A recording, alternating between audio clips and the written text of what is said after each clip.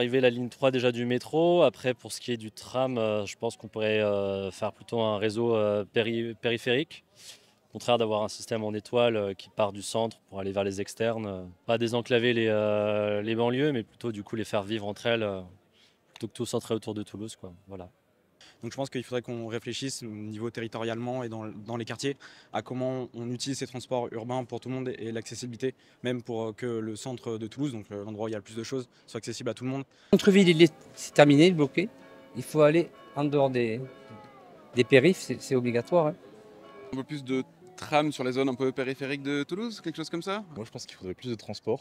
Parce que moi, par exemple, j'habite à Toulouse, mais dans un quartier un peu excentré. Et franchement, c'est compliqué pour se déplacer et tout.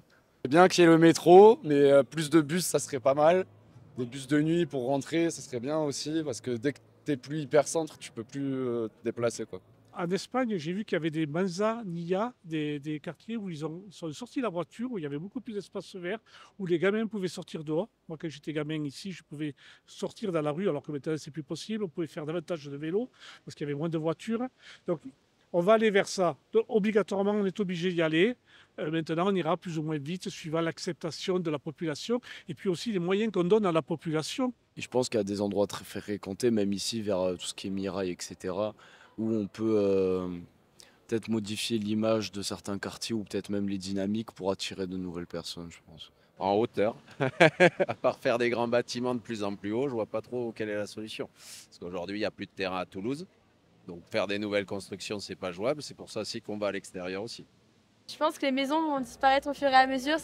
Ils vont privilégier les immeubles, notamment au centre-ville de Toulouse, du coup. Matériaux un peu plus locaux, notamment la Toulouse, on est connu pour la brique. Du coup. Le logement soit plus adapté aux besoins de la majorité, quoi. Récemment, j'ai vu de plus en plus de construction de logements universitaires, parce que du coup, moi, je suis en université, ça me concerne plus, quoi.